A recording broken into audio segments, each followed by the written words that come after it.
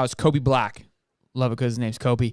Number 3 cornerback in the country, 5-star stud, 6'1", 190 pounds. Been visited twice and been visited by Austin Armstrong. We know that Austin got the nod for Xavier Filsaime, right? So, which is a good notch in his resume to add to that. So, another one here would be absolutely fantastic. Love the energy. Another Texas kid, which we've been plucking them out of Texas.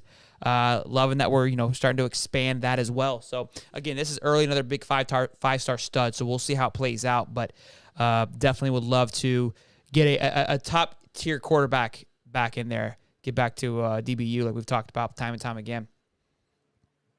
Yeah, Muddy threw out a name in the chat and I'm actually going to give him props for this, Muddy.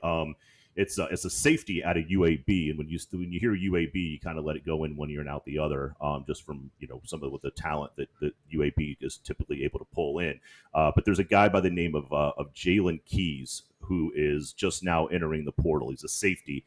He's going to be in high demand. I know FSU and a lot of the guys that cover the recruiting stuff have been talking about this kid for a couple of weeks as a pretty high target for FSU at the safety position. 6'1", 215, all-conference kid, just an absolute burner. Don't know how he got stuck at UAB the first time around. Recruitment can be strange, but he's going to be a high-demand kid coming out of that safety position from UAB. So somebody to keep an eye on for sure right there. Good, Steve. Dave, what were you going to say? Yeah, I was going to say also we'll look out for Jamari Howard, a kid that's currently committed to Michigan State, and a big-time flip candidate for Florida. Team keeps on pushing for him. He's a top 100 cornerback. Be on the lookout for that guy because I've been hearing his name a lot. But as I said, it's all a matter of timing, and we'll see things. I love it. Look, little Dave dropping little knowledge there. I want to go over this list really quick.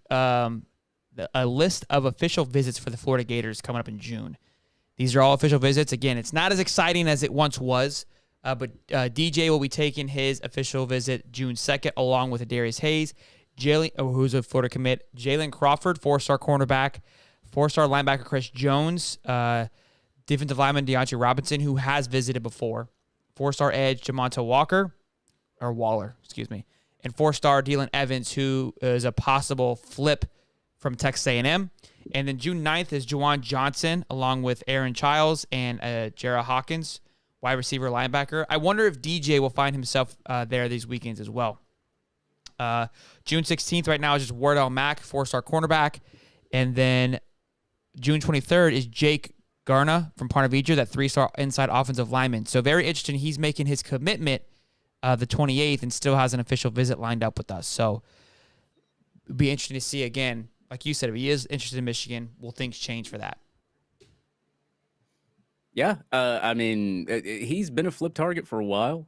He's still being talked about as being a flip target as well. I think Kobe Black is maybe out of the question there, if you were to ask me. But I mean, as long as Austin Arms, I mean, you want to keep visiting these guys anyway, because the people that will give up and say, oh well, it's over with Jeremiah Smith, or it's over with this guy here. I mean, you completely give up, and then you don't even have a chance to flip them later on, because we've seen prospects that have leaned to certain schools for the longest time in a class, and then all of a sudden towards National Signing Day they pick a different school because somebody stayed on top of them. So I of course I like it. And what did you say? It was Jalen Davis is his name?